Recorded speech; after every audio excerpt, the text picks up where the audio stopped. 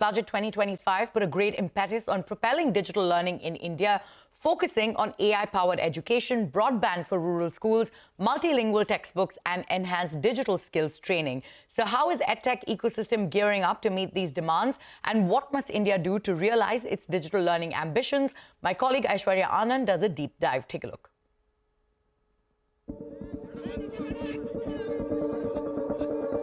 From a Center of Excellence in AI for Education, 5 new Centers of Excellence for Skilling, introduction of digital language books, and 50,000 new Atal Tinkering Labs, Union Budget 2025 came with ambitious announcement for the education sector. But the question that remains, is India ready for the digital overhaul, and how are the EdTech players gearing up for that challenge?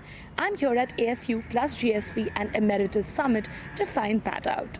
In this Union Budget 2025, the government has announced setting up a new Center of Excellence in AI for Education with an outlay of 500 crore rupees. How do you think it translates into some of the startups that could probably crop up in the sector, and what could it mean for GSV in terms of potential investments into this space? I think this feels similar to what we're seeing in major investments in something like Project Stargate in the US. I think it really demonstrates that India is poised to become a big AI powerhouse, especially if you look at the amount of startup activity in the ecosystem. If you look at just the developer talent that exists in this region, if you build that infrastructure, the startups will come. So I think that's overall very exciting as investors in major edtech startups. Hopefully with that infrastructure, it means lower costs of models. It will mean that there's more options. So you might use a reasoning model, you might be able to use a base model, there might be India-specific models. I think that specificity will create better models for Indian-specific startups and therefore even feed into an ever-growing startup ecosystem. The government has said that they're opening 5 new Center of Excellence for Skilling, and especially considering the new platform that you've launched, that is Border Plus. How do you think this will propel the growth further for you? This budget at least has put the right impetus and initiative on skilling, not just from the AI Center of Excellence, but also from the Global Partnership for Skilling, which therefore opens up the market for Indian talent, not just to be trained for India, but Indian talent to be trained for international opportunities. Because if we could potentially become the talent capital for the world. If we could potentially become the biggest supplier of talent pool for global economy, and that's going to be a game changer for India. Because look, I mean, if you look at it, India has about $125 billion of remittance coming into India.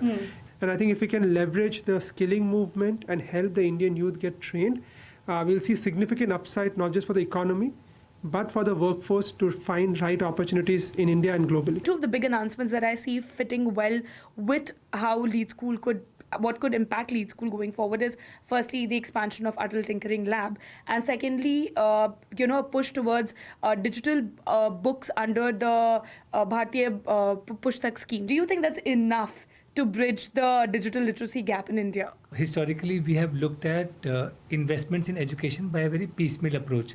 We'll improve books, we'll improve tinkering labs. I think what Indian education, especially at the school level, requires is a system approach. And for that, we need to have an enabling public-private partnership policy. Because unless we improve the operations in a school, all these inputs are not going to make a difference. Because I have been to schools where tinkering labs are in still lock and key. I've been to schools where you might provide the great books, but teachers are not in the school. So my sense is that we need to really make a concerted effort towards better school operations with better systems implementation.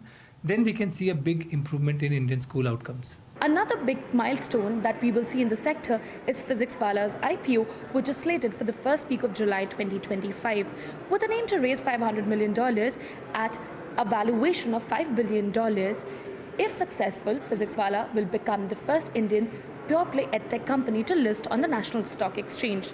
Not only that, upskilling platform Simply Learn is also expected to go for an IPO in FY26. I think a lot of investors may have the perception that, oh, in order for you to succeed, you have to be in Silicon Valley, or you have to serve the US market, or you have to be global, which I think is, we definitely want, inherently global businesses and brands. Something like Simply Learn has built a fantastic global brand, and PhysicsWallah as well. But I think PhysicsWallah represents a company that is India grown, India native, and serving the India ecosystem, and still able to build a fantastic business that people are eager to be part of. While India's IPO market is definitely primed for greater growth and excitement, experts also believe India's education economy is ripe for AI-led transformations. In New Delhi, Aishwarya Anand for CNBC-TV18.